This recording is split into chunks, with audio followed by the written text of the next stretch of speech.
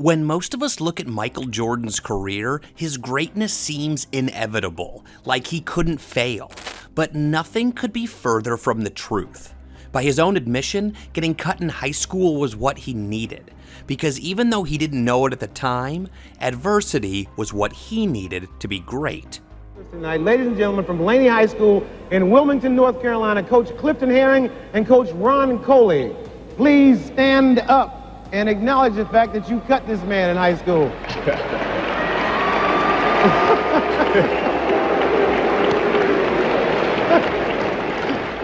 I didn't mean for them to stand up and get booed.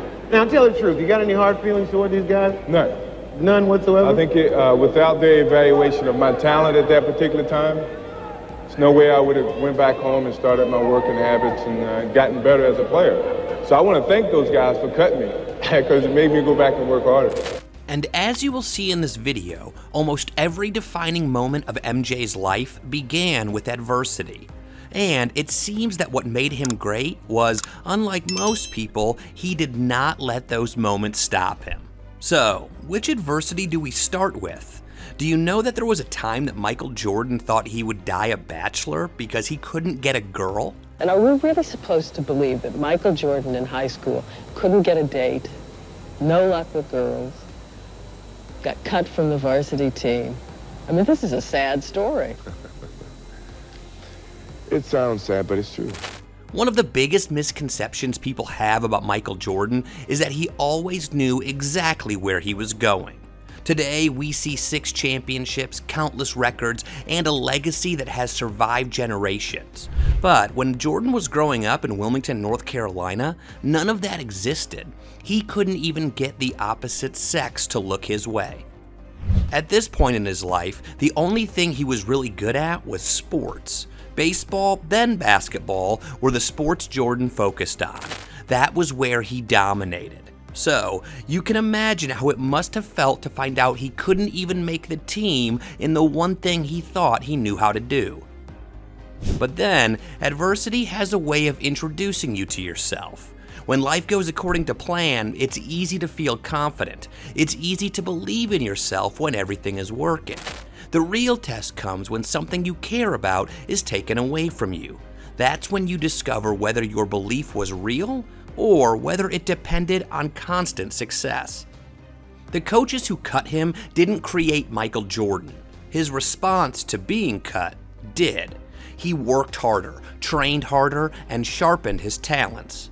And that lesson followed him to the University of North Carolina, where Dean Smith taught him that winning required discipline, sacrifice, and trust. It followed him when he hit the game-winning shot in the national championship as a freshman.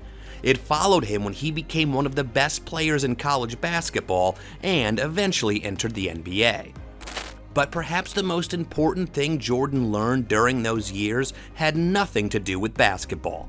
I never chased that dream of becoming a professional basketball player or even a professional baseball player. I just played the sport because I loved it. And because of the work that I put into it, next thing you know, success was kind of bestowed upon me. Adversity taught MJ to love improvement and to keep going even when you don't know where you're going. And when he got into the NBA, arguably his biggest sports-related adversity was waiting for him.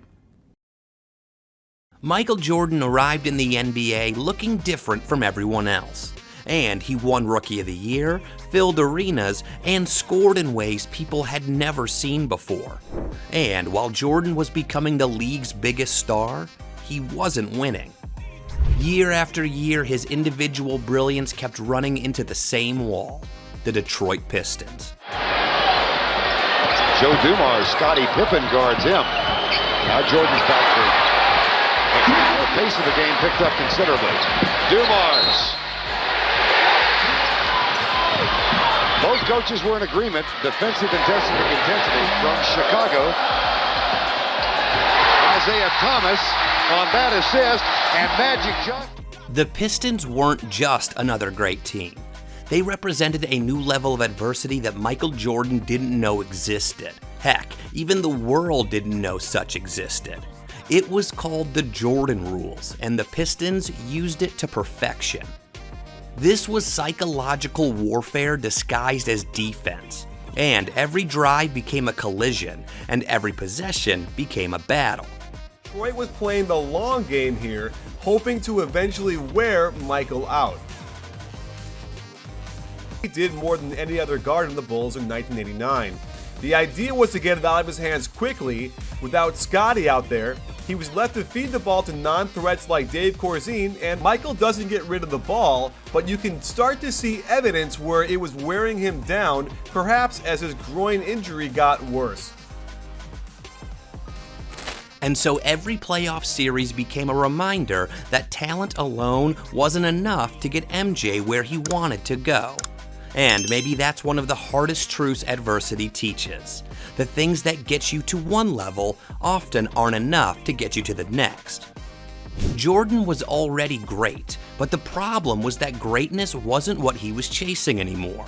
Now he wanted championships, and to be great in the NBA, he needed them. So the criticism grew louder as people began questioning whether he could actually lead a team to a title. Looking back now, all the doubts and criticisms seem ridiculous, but at the time, they hurt because there was some truth buried underneath them. Jordan still had things to learn. He needed to become stronger physically, and he needed to trust his teammates more. He needed to understand that leadership wasn't about carrying everyone else yourself. It was about elevating everyone around you. So instead of blaming circumstances, Jordan transformed himself. He added muscle, embraced Phil Jackson's system, and learned to trust Scottie Pippen and his teammates. He evolved, and by the time he met the Pistons again, he was more than ready. Nice fake by Jordan. Goes because of all the injuries suffered. Michael and Pippen able to feed it off to Jordan. In the playoffs, here's Jordan. Tapped out to Sparrow. Sparrow, flying dish, Jordan, flying left hand. Man, as he's trying to do with Edwards.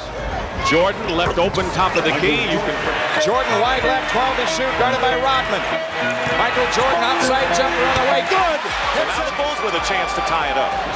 Jordan goes right around Dumars and a beautiful move. When the Bulls finally swept Detroit in 1991, it wasn't just a playoff victory. It was the moment adversity revealed its purpose. But unlike the Pistons, Michael Jordan would soon face an even bigger adversity, one that he couldn't defeat. You see, there are certain problems in life that can be solved through effort. Michael Jordan built his entire life around that idea, until life introduced him to a kind of pain that effort couldn't touch. In July of 1993, Jordan's father, James Jordan, was murdered. Mr. Jordan had pulled off the side of the road to rest for a while, and he was shot to death while in his car and was taken to the state of South Carolina and placed into the swamp where he was found. For most of the public, James Jordan was simply Michael Jordan's father. For Michael, he was much more than that. He was a source of support and guidance, and suddenly, he was gone. This wasn't a challenge to overcome. This was grief. The kind of grief that changes how you see everything. And for the first time in his life, Jordan wasn't trying to figure out how to win. He was trying to figure out how to move forward from the memories he shared with his father in the past. Utilize the time that you're here. You never know when that's going to be taken away from you. That's one thing he taught me. But while he's here, or while they're here, they should make an impact on someone's life. And he made an impact on my life. At this point in his life, Jordan had already climbed to the top of basketball. He had won 3 straight championships and had become the biggest athlete in the world. And yet, none of those accomplishments could protect him from loss. And that loss forced him into an early retirement. Because this was the point where life asked a question that championships can never answer. Who are you when the game stops? The beautiful thing about adversity is that you rarely understand what it's doing while you're living through it. The rejection and failure don't make sense while they're still fresh. Only later do the pieces begin connecting. When Michael Jordan returned to basketball, he returned as a different person. Not because his talent had changed, but because his perspective had. The young Jordan played with something to prove, but the older Jordan played with something to honor. However, the game was still the same. When Michael Jordan returned, there were still challenges. There were still setbacks. The Bulls weren't immediately champions again. The journey still demanded patience, but the foundation was different now. The insecurity that fueled the teenager who got cut, or the frustration created by the Pistons and the perspective created through loss. All of it had become a part of him, and that's what sharpened the second chapter of Jordan's career. The 72-win season, the second three-peat, and the iconic moments, those achievements weren't the story. They were simply the result of the story. The real story was a man who was becoming himself through adversity.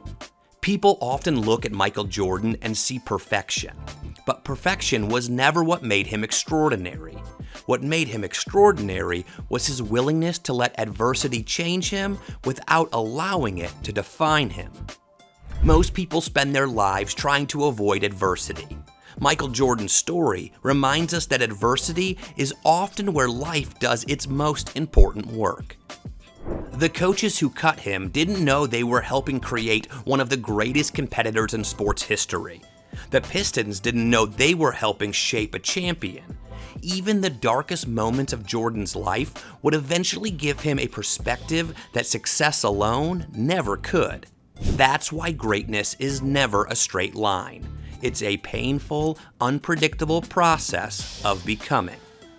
But unfortunately, when people look at MJ, they don't see these things. However, in the end, this is one of the most important parts of it. Now, as unpopular as adversity is in the NBA, an even more unpopular word is loyalty. Watch The Price of Loyalty here.